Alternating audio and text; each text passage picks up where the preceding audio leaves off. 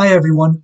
Today I'm going to explain how leverage ETFs are the key to early retirement and how leverage ETFs are superior investments to regular index ETFs. First, I'm going to show you a couple leverage ETFs and give you a bit of an explanation. Here we have TQQQ. TQQQ is the 3 times daily leverage ETF of the Nasdaq 100. UPRO is a 3 times daily leverage ETF of the S&P 500. So, daily leverage is completely different than absolute leverage, and I just want to show you some differences in the performance. So for example, in the most recent week, the Nasdaq 100 returned 1.44%. With a 3 times absolute leverage, we'd be looking at 4.32%. Looking at TQQQ, which is a 3 times daily leverage, we're looking at 3.85% in the same time frame.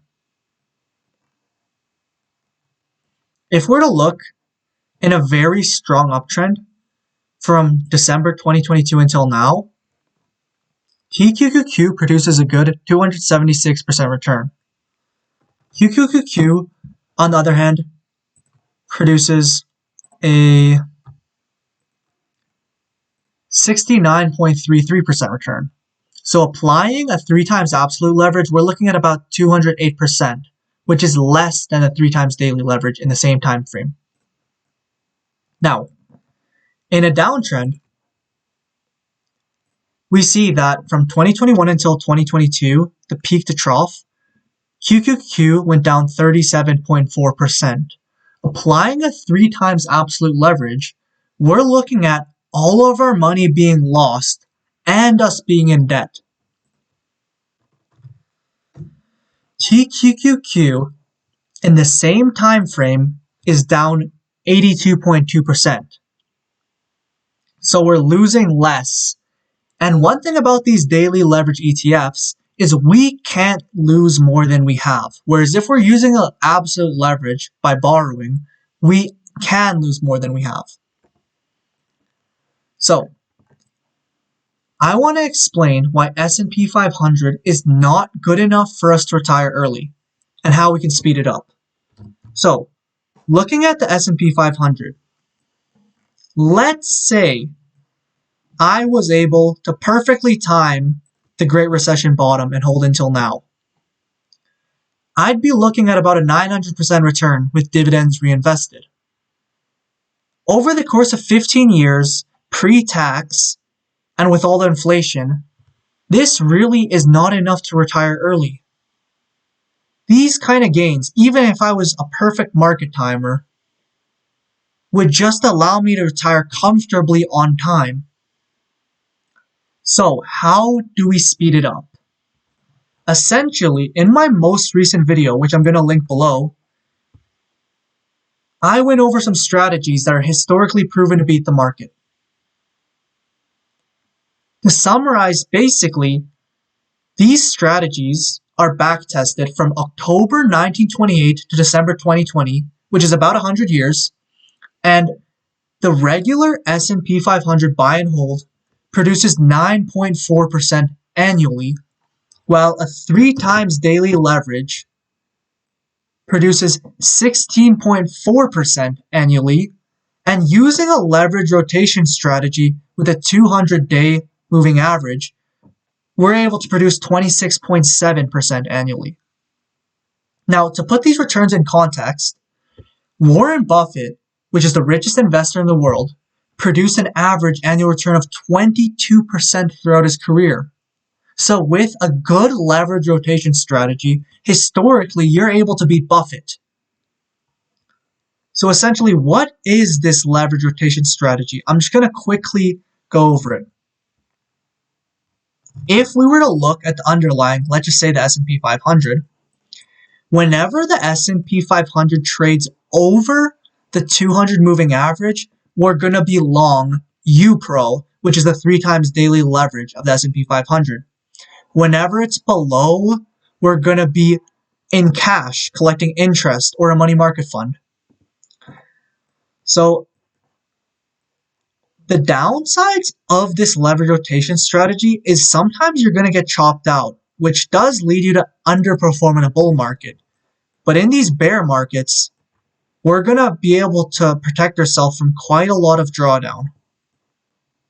One thing to mention as well is with these leverage rotation strategies, you're not selling intraday after it crosses. You're selling after the daily close. That might protect from a bit of chop, but you're going to notice you're going to lose a few percent due to this, which is not a huge issue. Now, I like the Nasdaq 100 much better than I like the S&P 500, and essentially the reason why is because historically it has better returns. And while the S&P 500 had a lost decade from 2002 until 2009, the Nasdaq 100 over the same time period didn't have that lost decade, and I'll show you. As you can see, there's a small gain. And there are some bad times, like such as the dot-com crash, where the Nasdaq 100 would have been worse. But we'd hope that we don't perform and time at the very worst times. And even if we did, with dollar cost averaging, the Nasdaq just blows the S&P 500 out of the water. And using these leverage rotation strategies as well, we don't need to worry that much about these massive drawdowns. So, how can we retire early with these leverage ETFs? Essentially, we got to abandon these regular ETFs, use these leverage ETFs for more returns, whether that's using the leverage rotation strategy or using a buy and hold and dollar cost averaging. The buy and hold did produce less than the leverage rotation strategy, but with dollar cost averaging in some of these like horrible recessions and crashes, you'd be able to pick up some amazing prices that would set you up for a beautiful run. TQQQ, since its inception, was a bit after the Great Recession. Let's just say you saw that recession, you decided it's time to start accumulating. If you did, up until now, you would have roughly 140 times your money. That's way better than the 9 times you would have got in a similar time frame with QQQ. That's the type of money you can need and get, and that's going to help you retire early. Now, these strategies are good when you have a good time frame and good when you're looking to retire early. But if you're nearing retirement already, you need to be super careful because these leverage ETFs do produce a huge drawdown. If you're really close to your retirement, having equities in general does put you at quite a large risk if there's some sort of massive recession. But you can still use leverage ETFs to your advantage. Let's just say you're about to retire. You decide to put 33% of your money in TQQQ. As you've already seen in a bull market, TQQQ outperforms by more than 3 times. So with that being said, by putting a third of your money in, you're going to outperform QQQ in a bull market. And in a bear market, let's just say the Nasdaq dropped 50%. If you were fully in Nasdaq or even fully in S&P 500, you're going to be able to draw down whatever the market can take from you. Let's just say a Great Depression, S&P 500 is down 86%. Whereas with TQQQ, using just a third of your portfolio because you're near retirement, you're just going to lose most of that and you're going to be sitting comfortably in cash until the market recovers. So whether you're in for the long run or you're near retirement, these leverage ETFs are basically superior to regular index ETFs, and they have a lot of good use cases. In the description, I'm going to post a few links to leverage ETFs so you can do your research. There's going to be the TMF as well as TNA, which are the 3 times 20-year treasury and 3 times as Russell 2000 ETFs. I don't really recommend these for long terms, but they are quite interesting. You can take a look at them. I'm also going to leave a link to a money market fund. So if you're near retirement and you're thinking of just having, some exposure to equities while keeping a good money market fund, you can do that.